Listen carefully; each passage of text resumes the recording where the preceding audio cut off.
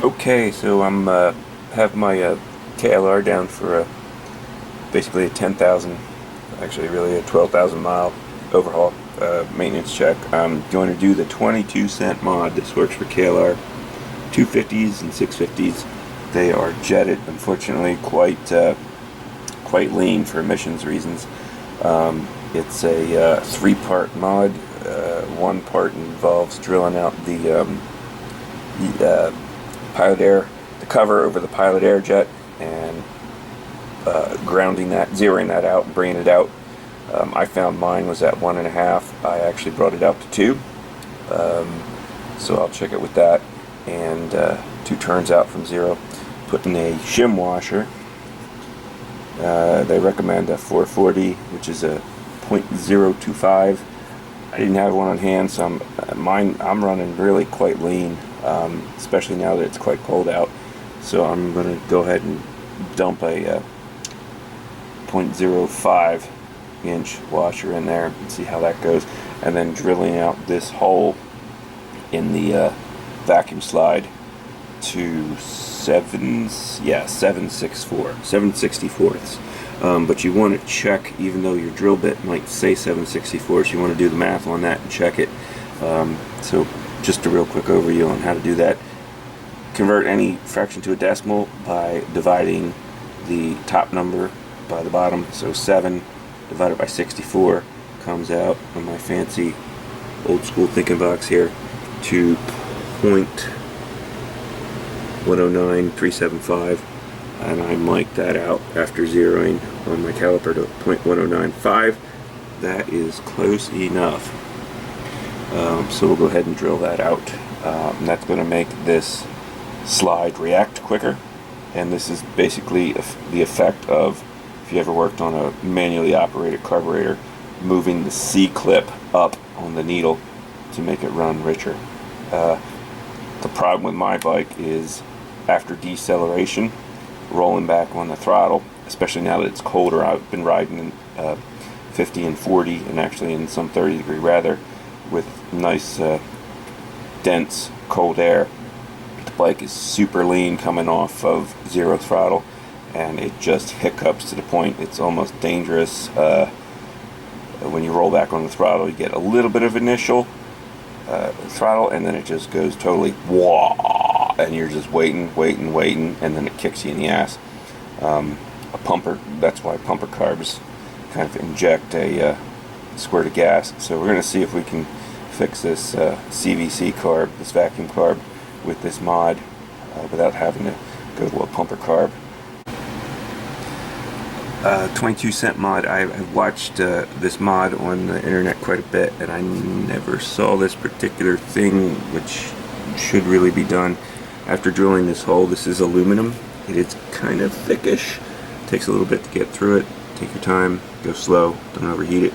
But you want to deburr the hole, and that means remove the sharp edge. So if you rub your finger over this hole, there shouldn't be a sharp edge on either side. And the way to deburr this is to take a larger drill bit with the same angle, and by hand go like this. You'll actually see some shavings fall out when you do this, and it will remove the rough edge. You don't want that burr or any shavings on the inside or outside going into your carburetor. That would be bad. So yep, make sure you clean everything out and remove all your shavings. Deburr your hole, especially on this side, because this is the side that goes directly, you're behind the air cleaner, right into the engine. Deburr your hole. A radiused hole actually flows air much better than a sharp-edged hole. So that's another thing to keep in mind. That's the 7/64th part of the 22-cent mod, along with the washer and the air screw mixture and wrenching in. Alright, so I just finished doing my winter maintenance and getting ready to post some videos on that. My 27-cent carburetor mod, it was too long to fit at the end of that, so I'm just going to make it a separate video. This is going to be the wrap up on that. I just finished test riding the bike because it's about 60 degrees here on December 30th in Pennsylvania, and that is rare because we were down in the 20s and the teens and the singles just a week ago. So I could not pass up the opportunity. I just got back in, and boy, I'm smiling. I am just grinning. All the problems that I had with the carburation on that bike are gone. And it didn't even cost me 27 cents because I had a washer laying around and I used it. Because of Putin's price hike, that 27 cents probably closer to 50 cents now. Thanks a lot, Putin. So anyway, the washer, I kind of drew it in here, but I corrected it. It goes down here. And then basically bumps the needle and the keeper up by the thickness of the washer. The net result is the same as the non-vacuum carburetors moving the C-clip, moving the needle up in the C-clip.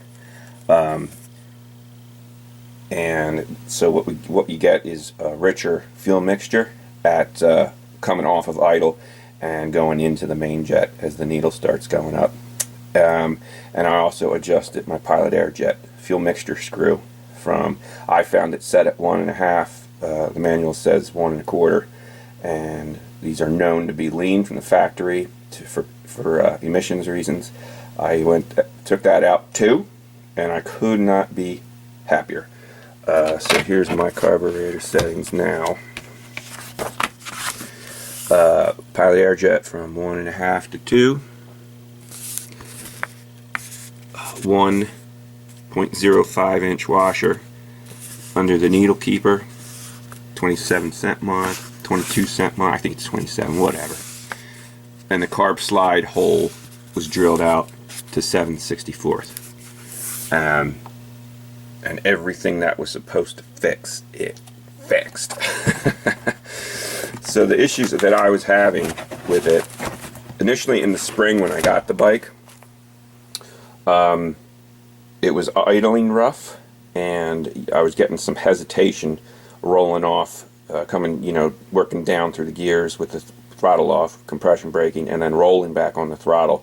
There was a hesitation to a sputter, but I put some cleaning additive. That bike had sat for a while, so I put some cleaning additives in the fuel, and I started using high octane fuel in it, and it seemed to go away as spring went to summer. And the only thing I was noticing, especially on cooler days, was it would surge at idle. It would go from high to all of a sudden low. So I had to have the idle set like 2500, just so that it wouldn't suddenly kind of die on me when I'm stopped at an intersection. Otherwise, if I tried to lower the idle, if it was idling for more than 30 seconds, so all of a sudden the RPMs would drop down. It's a kickstart only bike. You're sitting there and the light turns green and you're trying to kick the damn thing like an idiot. Also, at cruising speed, you feel this kind of surge, and it just felt like you had to goose the throttle, and it would you could hear the intake just kind of out of that when you gave it throttle. But I mean, the bike does have a cush drive. That's kind of something with lighter dirt bikes on the street. They get that surge when they're cruising. The cush drive helps take that out. So, but couldn't quite tell if it was carburation or just a normal thing. And yeah, that was about it. But however, I started riding the bike into the fall, and as it started getting below 60, that sputter and hesitation turned into a outright absolute bog. When you rolled that throttle on, you actually had to wait like 1,000, 2, 1,000, and then BAM! It would kick in. And I tell you what, in turns, when you were trying to apex a turn, it was downright dangerous because you're expecting the power to come on, and it doesn't, and you're compensating for that in the turn, and all of a sudden it kicks.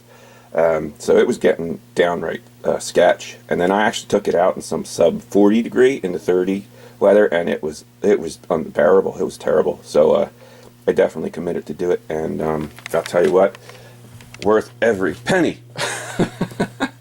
Yep, so I just got back in, and I'll tell you what, thing starts good now, runs great, comes great power, the power that it used to have in the mid-range when you gave it gas. it now has right off the bottom and carries through the whole RPM range. That's the business right there. Throttle response is so much quicker between the richer jetting and the increase in the slide performance when you hit the gas. That's what drilling that slide out does. Spot on, whoever developed that. Big shout out. It's fantastic now. I'll just have to see. Hopefully I don't have to lean it out in the summer. But as of right now, it's a 51 degrees right now, and I just took that out around town and on some dirt roads, and I'm just grinning, man. It's great. I mean, it just feels like, I don't know, major horsepower boost. I know it's just carburation, but when the carburetion's right, man, fantastic. When the carburetion's not right, you know, it's something you got to mess with. But hopefully it's a once and done deal. Yeah, super happy with that mod, man. If you haven't done it, do it. What I will tell you is that my intake boot on the back side of the carburetor, you know, is as old as the bike is, which is like almost 30 years old now. And there's ways to do this mod, and I tried to do it that way, where you keep the carburetor on the bike and you just loosen it and spin it. And I did do that, but with all my wrestling with it, the carburetor boot popped off, and it was not possible to get that boot back on. You just couldn't get your hand, no way to get that boot back around that carburetor. Couldn't do it. And I banging up my hands, and finally I said, what are you doing? There's only 6 bolts here holding the whole back subframe on. So I took 4 of those bolts off and loosened the other 2 and dropped the whole subframe. Bam, had it done in no time. So that was the only caveat of the job, but didn't take me 15 minutes till I had the subframe off, boot back on, subframe back up. And because I had to take the exhaust off to do that anyway, I went ahead and wire brushed up my exhaust. It was looking a little rough, and went ahead and cleaned her up and painted her with some high temp exhaust. It looks fantastic. Let's see if I can find that paint. High heat up to 2,000 degrees. It's made by Rust-Oleum. I thought it was grill and fireplace, but it's not. It's gas and oil resistant, so it's probably better than fireplace stuff. It's flat black. It's really the only thing on the bike that was still kind of rusty. Everything else is kind of looking pretty good, because this exhaust header had been changed out before I bought the bike with a beautiful stainless steel one. These headers are known to get rusty, and even the stainless ones taking it, but back here you can see how beautiful that stainless steel header is. So here's what the exhaust muffler looks like. My other KLR I had when I was a kid, this was really pretty rusty. Actually had a super trap on it, and that's a nice exhaust. Probably saves you 4 or 5 pounds. That OEM muffler's heavy. Okay, so there you go. 22 cents. Well, definitely doable, or worth doing, unless you're not having that issue.